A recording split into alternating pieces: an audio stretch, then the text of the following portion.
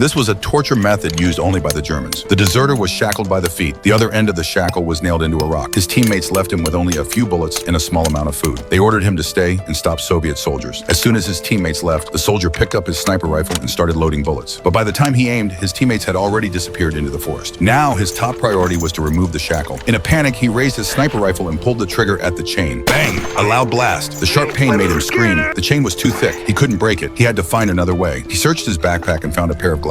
An idea came to his mind. He carefully removed the lenses with a small knife, pressed the two lenses together, then broke off a piece of pine branch and scraped off the pine resin with his knife. He chewed the resin in his mouth until it softened, then stuck it around the edge of the lenses. He inserted another piece of pine branch and poured water into the gap between the lenses. He had made a simple magnifying lens. Then he placed some moss on the iron nail and focused sunlight onto the moss with the lens. Soon the moss caught fire. The soldier quickly gathered dry branches to make the fire burn stronger. Once the branches burned out, he poured cold water onto the stone. The sudden change in temperature caused the rock to crack loudly. He tried to pull out the nail, but it was not enough. Still, he didn't give up. He kept repeating the process. The nail slowly became more exposed. Before long, a large hole had formed in the rock. A few more times, and he would be able to pull the nail out. By noon, the soldier was squatting next to the stone eating canned food. Suddenly, he heard the sound of an engine in the distance. He quickly grabbed his sniper rifle to look. It was a Soviet military truck passing by. Luckily, they didn't see him. He knew he had to hurry, but worse, he was running out of branches. If he couldn't escape soon, even if the Soviets didn't find him, he would freeze to death in this cold winter. Even worse, his food was almost gone. Even the water in the iron bucket was down to the last cup. This was his final chance. He poured the water onto the rock, then quickly picked up his tools and pried at the cracked stone, but the nail still wouldn't budge. He took out all his bullets and collected the gunpowder in a metal can. He poured the powder into the hole, covered it with a rock, then threw in the burning moss and hid behind a large stone. Boom! The gunpowder exploded with white smoke. He quickly got up to check, but the nail still wouldn't move. Frustrated, he kicked the nail twice in anger. It still didn't move. Then he used his gun strap to hook onto a distant rock. He grabbed the rock with both hands and smashed it against the nail.